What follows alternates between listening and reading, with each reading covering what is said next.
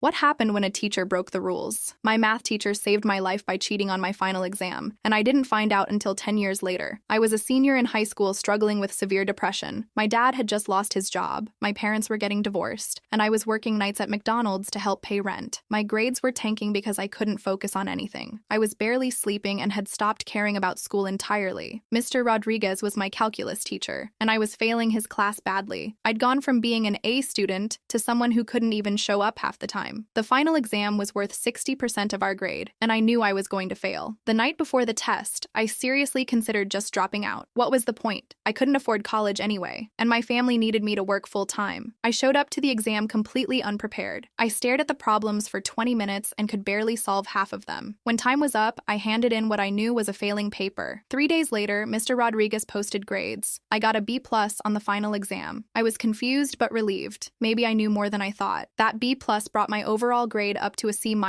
just enough to graduate. I walked across that stage and went straight to work at a factory. College seemed impossible, but at least I had my diploma. Fast forward 10 years. I'm now a successful electrician with my own business. Last month, I went back to my old high school to give a career talk about trade jobs. Mr. Rodriguez is still there, now the department head. After my presentation, he asked me to stay behind. "We need to talk," he said, closing his classroom door. He pulled out an old filing cabinet and handed me a paper. It was my original final exam from senior year. I looked at it and my stomach dropped. I had only answered 3 problems correctly. The score at the top said 32% in red ink, but that wasn't the grade he'd reported. "I don't understand," I said. He sat down heavily in his chair. "You were drowning that year, Marcus. I could see it in your eyes. You'd given up completely. I found out from the guidance counselor about your family situation. He explained that he'd seen too many bright kids drop out because of one bad semester. So he made a decision that could have cost him his job. He changed my grade to passing and forged the gradebook entry. If anyone had audited his records, he would have been fired immediately." "Why are you telling me this now?" I asked. He smiled. "Because you proved I was right to take that risk. Look at what you've built. You employ 6 people now. You're married with kids. You turned your life around. I just gave you the chance to do it." I sat there stunned, holding my real exam score. This man had literally saved my future by breaking the most fundamental rule of teaching. He'd risked everything for a student who couldn't even be bothered to study. "Mr. Rodriguez, I don't know what to say." He waved his hand. "Don't say anything. Just keep being successful. That's all the thanks I need." I walked out of that school with tears in my eyes. Sometimes breaking the rules is the most ethical thing you can do. Last week, I set up a scholarship fund at the school for students facing financial hardship. I named it after Mr. Rodriguez. He cried when I told him. 30 years of teaching, and I'd never seen him emotional like